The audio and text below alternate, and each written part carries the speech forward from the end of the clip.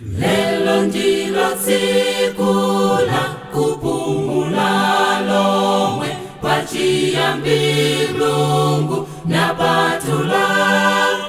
anthu onse okhala padziko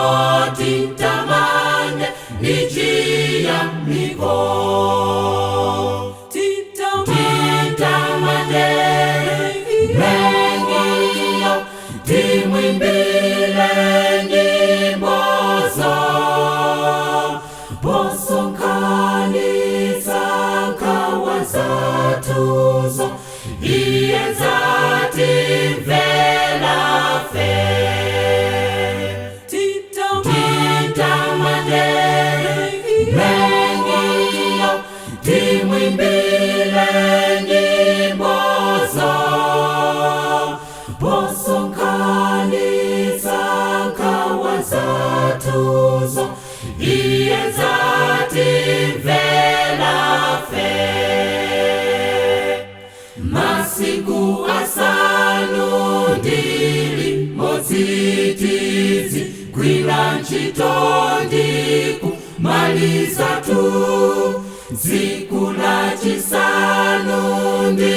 chiwiri ndilo tsiku la kupumula titamande mengiyo timwimbile nyimbozo posonkhaniza nkhawa zathuzo iye zatimvera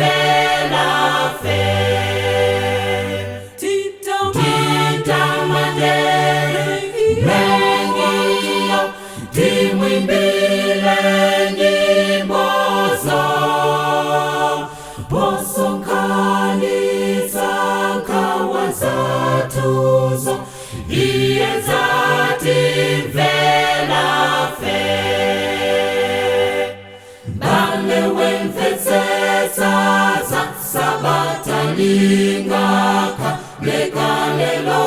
lina sungidwa so ndipo podzabwera mpulumutsi yotidzasu